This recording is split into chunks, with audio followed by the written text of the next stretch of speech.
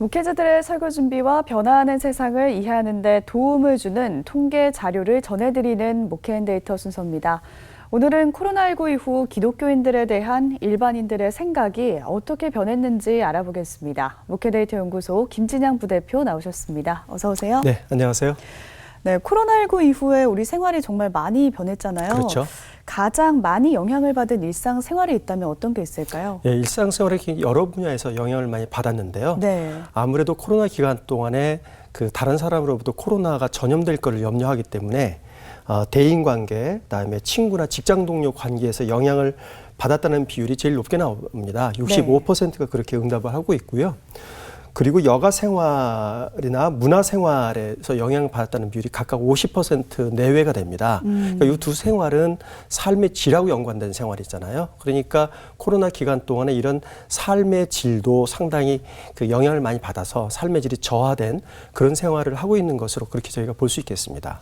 그렇군요. 또 코로나19 이후에 어려움을 겪고 있는 소상공인들을 위해서 소비운동도 펼쳐지고 있잖아요. 네. 예를 들어서 선결제를 먼저 한다든지 그런 운동들이 있는데 사람들의 반응, 생각이나 인식은 어떻던가요? 예, 소상공인들이 어려움을 많이 겪고 있으니까 네. 이런 착한 소비 활동에 대해 동참하고 싶다. 이렇게 응답한 비율이 78%였고요. 네. 그리고 앞으로 이런 지역 생산자를 돕는 착한 소비는 더 늘어날 것 같다. 이렇게 응답한 비율이 75%입니다. 그래서 우리 사회 속에서 좀 어려운 분들, 코로나로 인해서 어려운 분들을 돕자고 하는 이런 아주 훈훈하고 따뜻한 이런 마음에서 우러나오는 이런 운동들이 많이 일어나고 있습니다. 코로나19 사태 이후 기독교인들에 대한 일반인들의 시선도 조금 달라진 것 같은데 구체적으로 어떻게 변했나요? 예, 코로나 발생 이후에 기독교인에 대해서 어떤 감정이 생겼냐 이런 조사가 있었는데요. 네. 응답자 중에 70%가 기독교인에 대해서 부정적 감정이 생겼다라고 응답을 하고 있습니다. 그러니까 코로나가 기독교인에 대한 이미지에 굉장히 부정적 영향을 많이 미친 거죠. 근데 올해 2월 달에 기독교 윤리 실천운동 본부가 조사한 한국교회 신뢰도 조사를 이렇게 보면 한국교회를 신뢰한다는 비율이 31.8%였거든요. 예, 그런데 코로나 기간 동안에 기독교인에서 부정적 감정이 생겼다는 비율이 70%라고 보면 올해 2월에 조사됐던 한국교회 신뢰도 31.8%보다 훨씬 더 낮아졌다는 것을 저희가 충분히 유추할 수 있죠. 네. 그래서 이 한국 사회 속에서 기독교가 그리고 교회가 어떻게 이런 부정적 이미지에서 탈피할 것인가 하는 것이 굉장히 중요한 과제로 이렇게 부각이 되고 있습니다.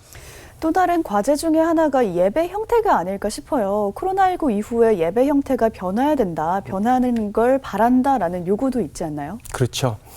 온라인 예배를 저희가 많이 드렸지 않습니까? 네. 근데 이 온라인 예배가 긍정적인 변화라고 생각하는 비율이 굉장히 높게 나타나고 있습니다.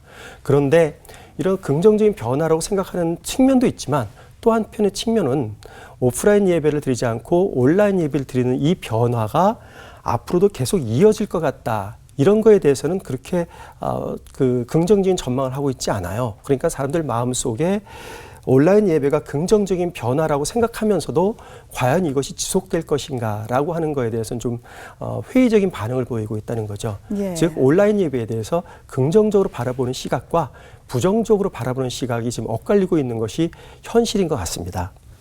이렇게 코로나19가 불러온 우리 생활의 변화가 목회 현장에 미치는 영향이라든지 시사점이 있다면 어떤 게 있을까요?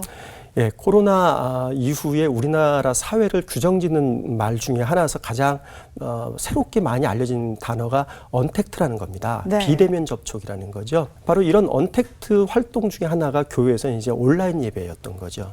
이것이 시대적 추세임은 이건 부정할 수 없는 사실인 것 같아요. 네.